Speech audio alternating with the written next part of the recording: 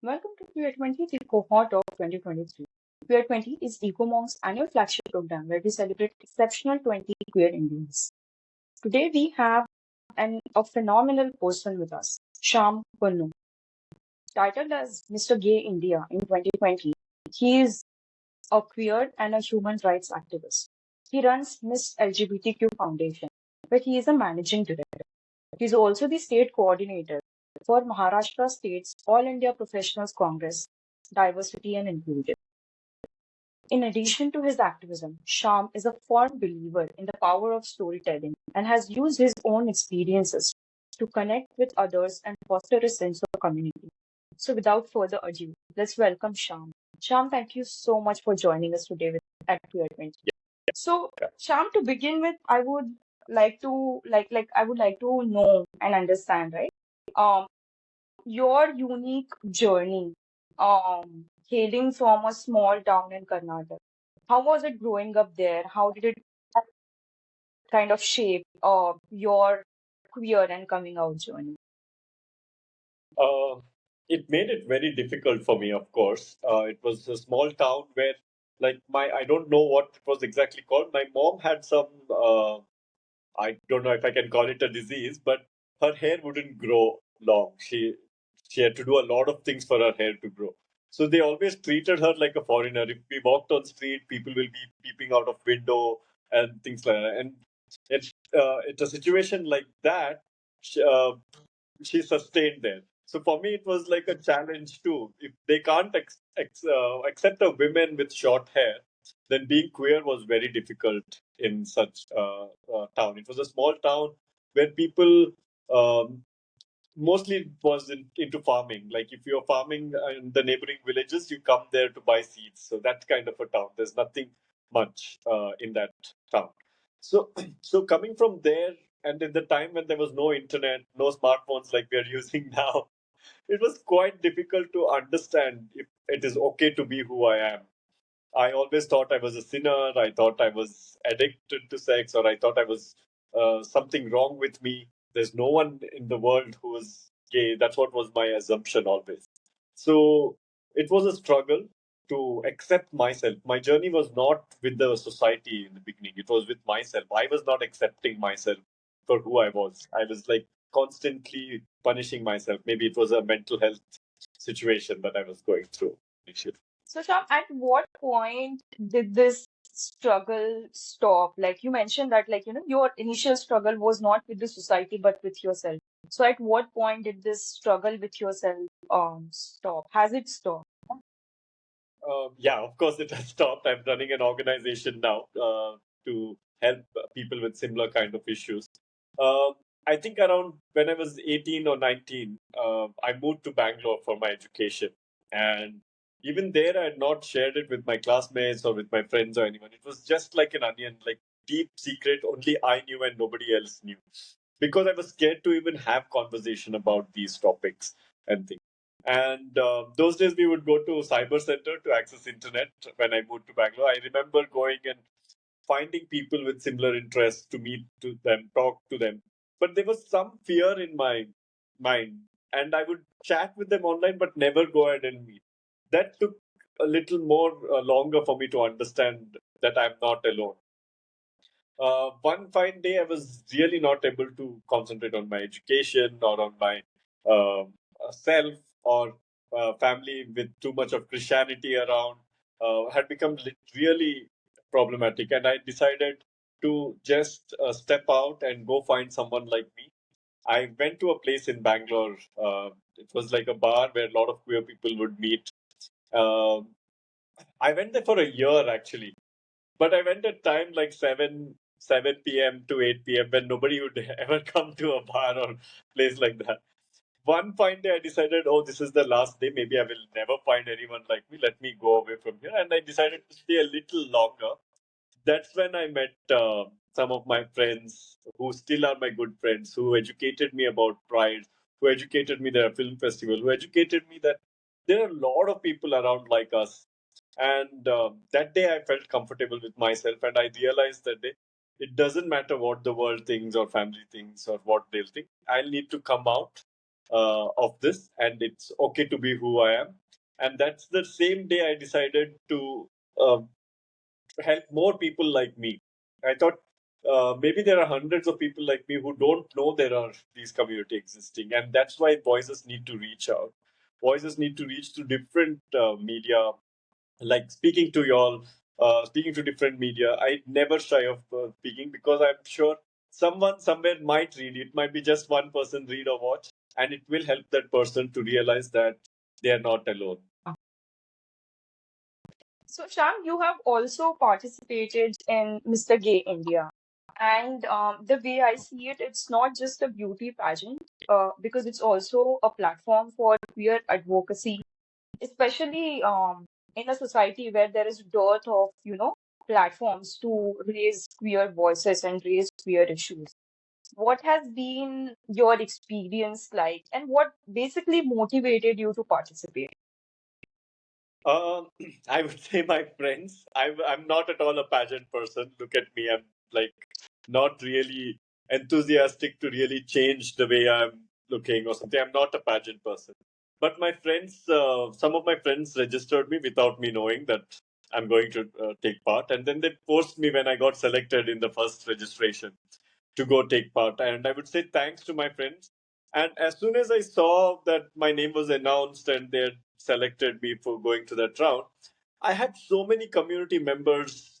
Like it before even I went to the pageant, I felt like I was a winner who had so much support for me. They encouraged me to do what I wanted to do. I, without searching, had a lot of people supporting me. Like my partner made sure all my costumes, I would call costumes, were ready. Like you wear at 8 a.m. this costume, 9 a.m. this, 10 a.m. this. So I had everything lined up. So that was very supportive for me. And I didn't have to do much in the pageant, just go pick which they had arranged neatly and wear it. I also got a lot of love from community, so I also won the People's Choice Award. Because of my work that I do within the community already, I had a lot of knowledge. So I won the written test, the panel discussion. Most of the things I won in the pageant was all about the work we did for community than the look. I didn't win, what is it, photogenic face at all. I didn't win sports round. I didn't win anything that had to do with physical personality. Maybe one round, the national costume I won, but the rest of the other beauty thing I didn't win. And I feel this pageant is not just pageant for beauty and for thing. It is about representing your country and bringing out the best of the queerness, I would say, and helping the community grow globally. That's what the pageant is about. And I'm really happy that this year my partner has taken the license. So this year we at MIST are conducting the Mr. Gay.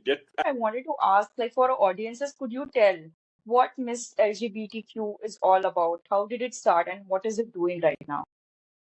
So, like I said, um, Mist started when I decided to come out and talk to the world and say that I'm not alone or you're not alone. There are more people like us. That's when Mist started with the same friends who supported me, made me understand that there are more people like me. So we, as a friend, like a group of friends, we all came together and Mist started just as a collective. We were not an organization that time. We were just a group of friends coming together to celebrate Diwali, Holi, Christmas, to create a safe space for each other. Most of us would have come out of our homes. We did leave our homes and come and stay, or we come there to study, or we have come to Bangalore to work.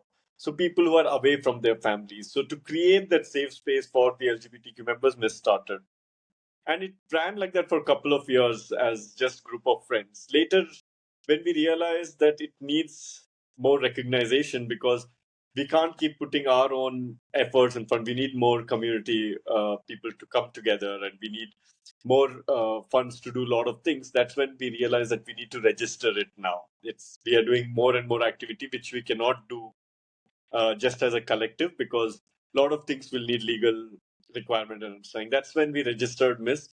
I'm happy to say right now we work in the field of health, mental health for the LGBTQIA community. We also work with insurance awareness. We insure the transgender community member free of cost from MIST end.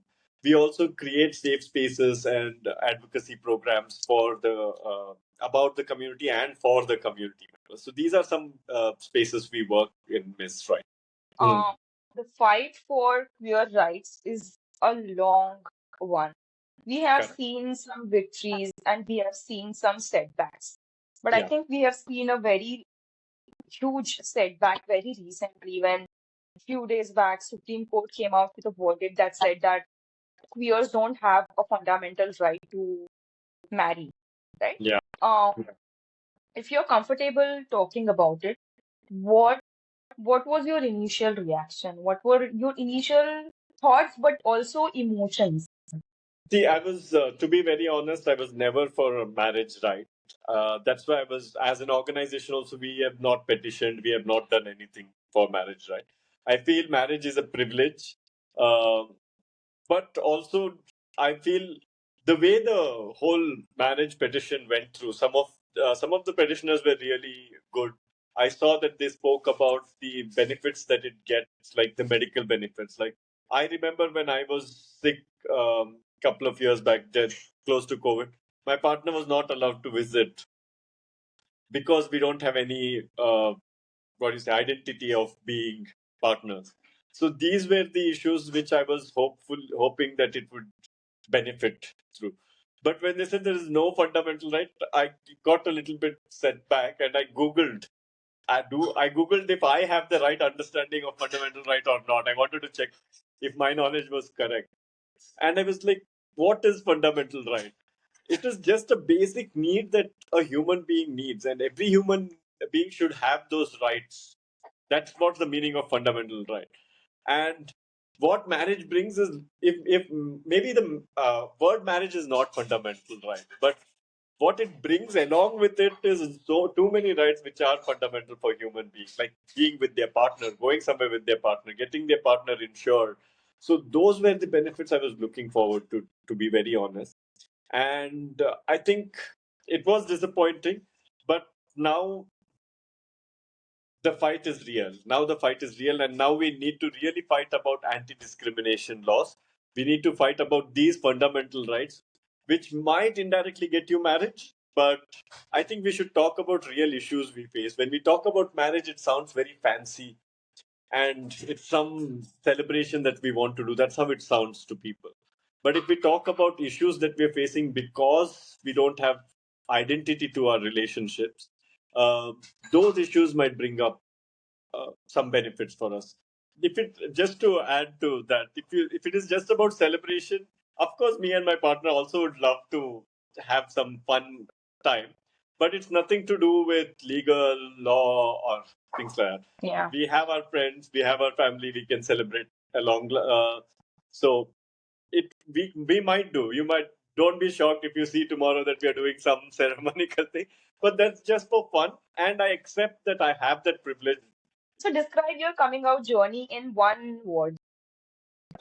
Bangalore. What is one thing you would like to see change for queer lives in your lifetime?